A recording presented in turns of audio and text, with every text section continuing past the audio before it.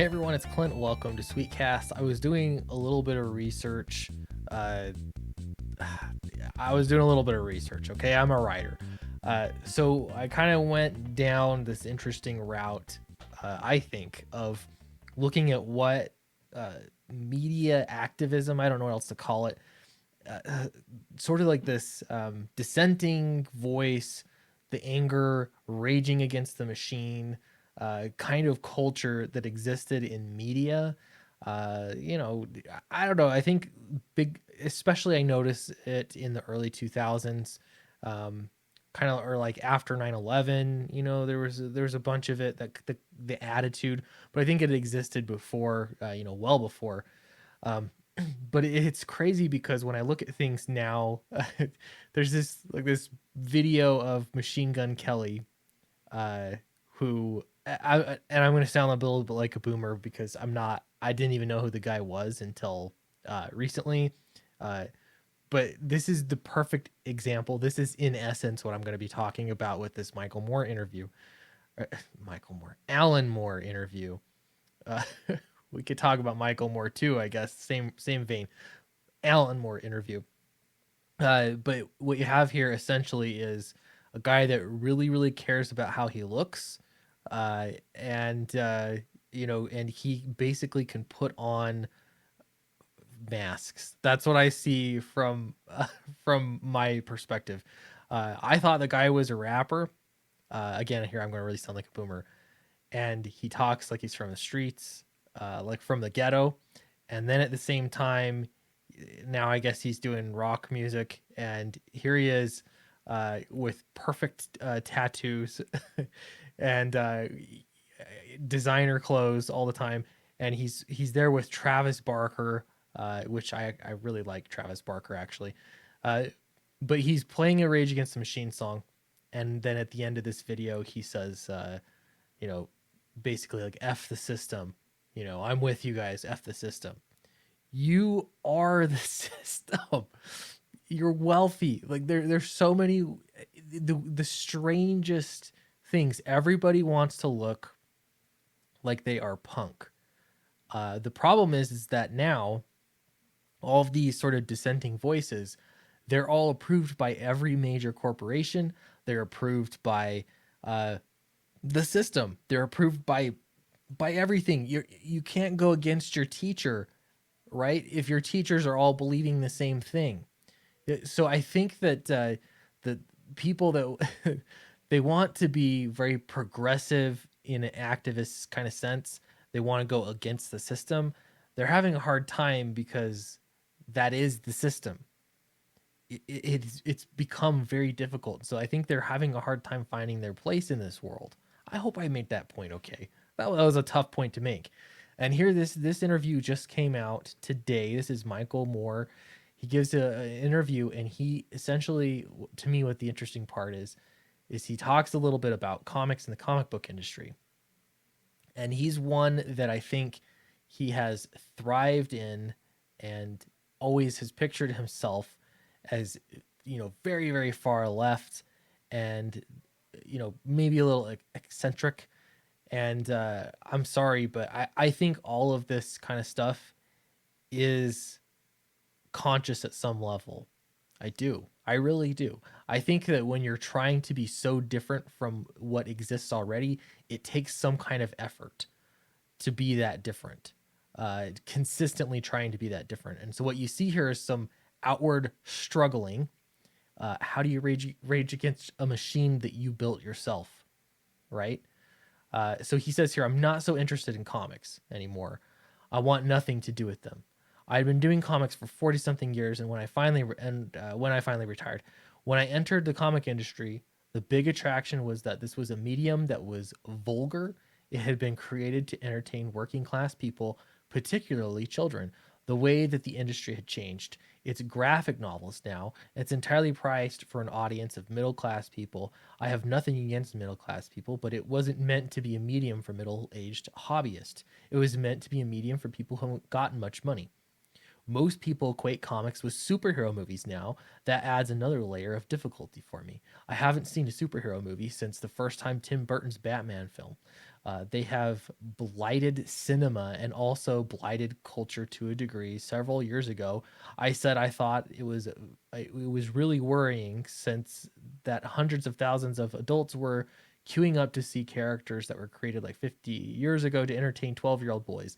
That seems to speak of some kind of longing to escape from the complexities of the modern world and go back to nostalgic, remember childhood.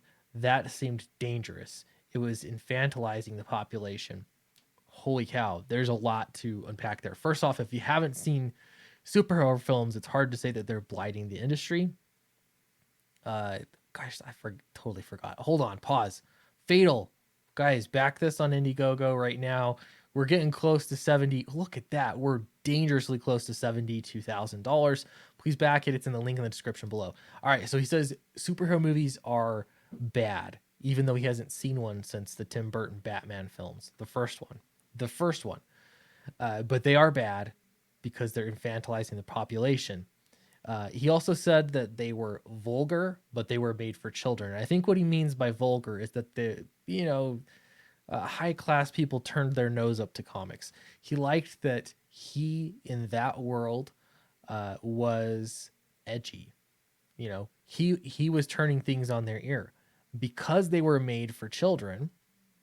Because they were supposed to be made for children, and they were this, you could get away with stuff that maybe you couldn't in other media. He's the one that made them so adult, and he says that in this interview. We'll get to that. He is part of the problem that he perceives. The reason being, uh, he liked it because he could be the edgy one. He could be out there. It's the same thing. Again, I was looking at early 2000s music groups, and it all falls on deaf ears now. And you look, they don't age well. Some of those bands and some of the music, because it is the system now. You can't. It looks really silly raging against it when you're wealthy. How do you're upset with corporations and they're applauding you? Like, yeah, but right behind you. It's silly. It kind of makes you want to look at the system itself and say, how, if you're there to be, I can't even think of the word. Like you're there to be a rebel. What do? You can't be a rebel and get sort of scratch that itch, but also, have everything the way that you had wanted it. You had said you wanted it anyway. Everyone agrees with you. So it seems in the system. All right, so he goes on to get a little bit political. He says this may be entirely a coincidence, and then he basically compares it to people voting for Trump and Brexit also happening. So maybe there's some kind of reflection in looking at superhero movies and that they have been so popular. And he's saying he thinks that it's a denial of reality. A denial of reality. I'm kind of surprised that he's anti-Brexit, though. Okay, well, whatever. All right, so the interviewer says, "You said you feel responsible for how comics have changed. Why?" Yeah, because again, he wanted to be super edgy. Says it was largely my work that attracted an adult audience. It was the way that was commercialized by the comic industry. There were tons of headlines saying that comics had grown up, but other than a couple of particular individual comics, they really hadn't. Who made them grow up? I don't know. It was guys like Frank Miller. That's who did it. It was guys like Alan Moore. That's who did it. He continues, the thing happened with graphic novels in the 1980s. People wanted to carry on reading comics as they always had, and they could now do it in public and still feel sophisticated because they weren't reading a children's comic. It was seen as subnormal. You didn't get the huge advances in adult comic books that I was thinking we might have, as witnessed by the endless superhero films. Well, I can tell you now, they're made by poor people. They're not making a lot of money, so if that makes you feel better. Here's the thing, though, and he even says this immediately after he puts out something and it becomes successful, he disavows it. and everything about it is wrong. How do you put that much time and effort into making a book and then turn around and then say it's wrong? How do you put this much time into making the industry what it is today and then turn around and say that you're upset with it, in really such a quick fashion in some cases? And that's because it's about being subversive. That is the goal. It's not about changing things. It's about being the one that is subversive and continuing to be that one. And this is what I see the comic book industry struggling with big time right now, as everybody is trying to do that subversive book because they feel like that's what comics ought to be. They're all the same people working in the comics, though. If you're all being subversive, are you really subversive? You're controlling the ship. You have the reins to everything, and you'll push out anybody that would disagree or that wants to do something popcorny, you know, something mainstream, quote unquote mainstream. You'd push them all out. So you are the mainstream. How do you be subversive? This makes it so difficult uh, for people like Alan Moore. All right, so what's your take on the comic industry now? That's the question. He says, I doubt the major companies will be coming out of lockdown in any shape at all. The mainstream comic industry is about 80 years old and it has a lot of pre existing health conditions. Don't say that, you're a bigot if you do. It wasn't looking that great before COVID happened. Oh my goodness, I can't believe he said that. Most of our entertainment industries have been a bit top heavy for a while. The huge corporations' business interests have so much money they can produce these gigantic blockbusters of one sort or another that will dominate their markets. I can see that changing, and perhaps for the better. It's too early to make optimistic predictions, but you might hope that the bigger interests will find it more difficult to maneuver in this new landscape, whereas the smaller independent concerns might find that they are a bit more adapted. These times might be an opportunity for genuine, radical new voices to come to the fore in the absence of yesteryear. What new radical voices? Genuine new. All the other radical voices you've seen in comics have been absolute fakes so far. You need a genuinely radical voice. And at the same time, when there were people rebelling against the comic system, Alan Moore posted in his very last published comic, which I think was it, The League of Extraordinary Gentlemen. Was this his last one? He posted basically a middle finger to Comicsgate, essentially, is exactly what it was. Those were the people subversing what existed. Uh, it's just interesting to see professionals struggling with this. Um, you want it's like you want to be poor and make entertainment for poor people, but as you do that, you want to be angry that you should be the owner, of everything, of your creations, at the same time while you're working for major corporations, at the same time while you're going to dump on independent creators, small independent creators, uh, because they're not truly radical voices. It's so confusing and it's so perplexing. You're never going to get a handle on, you're never going to nail Alan Moore down on his exact position. And that is because his position is only to be subversive.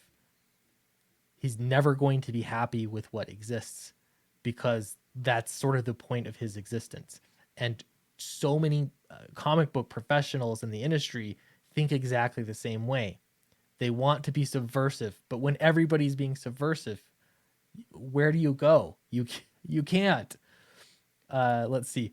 The economic realities and lack of support of the arts could hamper that. He's talking about the change. Moore says it's undeniable. What? First off, lack of support for the arts. Where? Lack of support for the arts. That is the most ridiculous. Like, we need more funding. For what? What do you need funding for? Make art. People like art. Make good stuff. Quit making you want people to support the arts, and at the same time you want to subvert them.